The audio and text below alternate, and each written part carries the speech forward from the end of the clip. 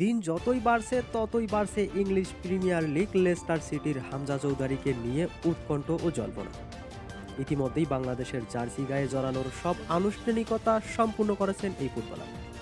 কবে বাংলাদেশের জার্সি গায়ে হামজাকে মাঠে দেখা যাবে এর উত্তর এতদিন ঢাকা ছিল কুয়াশার চাদরে। এবার হামজা নিজেই কাটালেন সেই ধোঁয়াশা।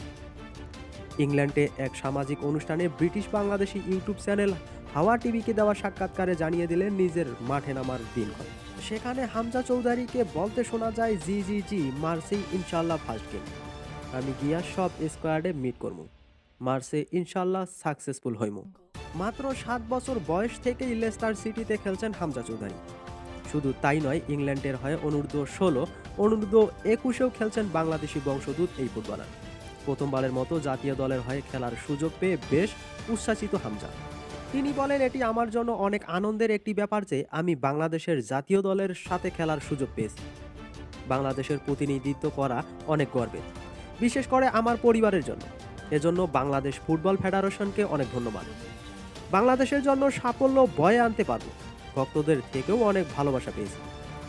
শৈশব থেকেই বড় হয়েছেন ইংল্যান্ডে। দীর্ঘ 27 বছর সেখানকার আবহাওয়া সংস্কৃতিতেই কাটিয়েছেন হামজা চৌধুরী। তবে বাংলাদেশের ভিন্ন আবহাওয়ায় মানিয়ে নেওয়ার চেয়ে আন্তর্জাতিক পর্যায়ে খেলাটাকেই বড় করে দেখছেন তিনি। হামজা চৌধুরী বলেন, অবশ্যই এটি ভিন্ন একটি অভিজ্ঞতা আমার জন্য।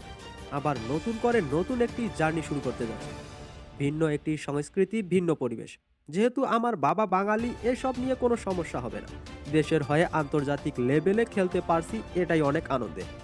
আগামী মার্চের ফিফা উইন্ডোতে এশিয়ান কাপের বাছাই পর্বে ভারতের বিপক্ষে খেলার কথা রয়েছে বাংলাদেশে। সব ঠিক থাকলে 25শে মার্চ ভারতের শিলংয়ে লাল সবুজের জার্সিতে দেখা যাবে হামজা চৌধুরীকে। তো হামজা চৌধুরী সম্পর্কে আপনাদের যদি কোনো মন্তব্য থাকে তাহলে অবশ্যই কমেন্টে জানাবেন। আর ভিডিওটি